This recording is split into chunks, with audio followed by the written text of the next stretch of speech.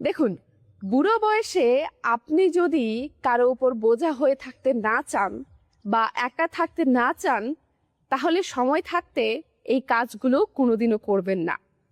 Number one হলো, জমি জায়গার ঝামেলায় কোনো দিনও পড়বেন না। শুধুমাত্র প্রতিবেশীকে শিক্ষা দেওয়ার জন্য কোর্ট কাচারিতে নিজের জীবন নষ্ট করবেন না। হতে পারে কেস শেষ হওয়ার আগেই আপনি এই পৃথিবী ছেড়ে চলে গেলেন। নাম্বার দুই হলো, নিজের সম্পত্তি ট্রান্সফার করার জন্য কখনো বেশি তাড়াহুড়ো করবেন না। মানে নিজের সম্পত্তি নিজের ছেলে মেয়েদের নামে করার জন্য বেশি তাড়াহুড়ো করবেন না।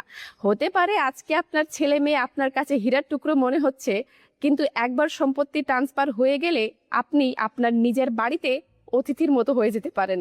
নিজের শেষ সম্বলটুকু নিজের কাছে আগলে রাখবেন, না হলে শেষ বয়সে ওষুধ কেনার টাকাটাও আপনাকে আপনার ছেলের কাছে হাত পেতে চাইতে হবে। নাম্বার তিন হলো, ছেলে মেয়েদের বিয়ের পরে তাদের পার্সোনাল লাইফে বেশি ঢোকার চেষ্টা করবেন না। মানে তাদেরকে তাদের মতো ছেড়ে দিবেন। আমার ছেলে হয় বা আমার মেয়ে হয় বলে আপনার তাদের প্রতি অতিরিক্ত মায়া, অতিরিক্ত আদর, স্নেহ, ভালোবাসা তাদের কাছে কিন্তু বোঝা হয়ে যেতে পারে। নাম্বার চার হলো, যদি আপনার কোথাও তীর্থ ভ্রমণে যাওয়ার ইচ্ছা করে বা কোথাও ঘুরতে যাওয়ার ইচ্ছা করে, তাহলে একাই চলে যান, যতদিন আপনার পায়ের মধ্যে শক্তি আছে। আমার ছেলের সময় হবে বা আমার মেয়ের সময় হবে, তারপর আমাদেরকে ঘোরাতে নিয়ে যাবে, এই আশায় কখনো বসে থাকবেন না।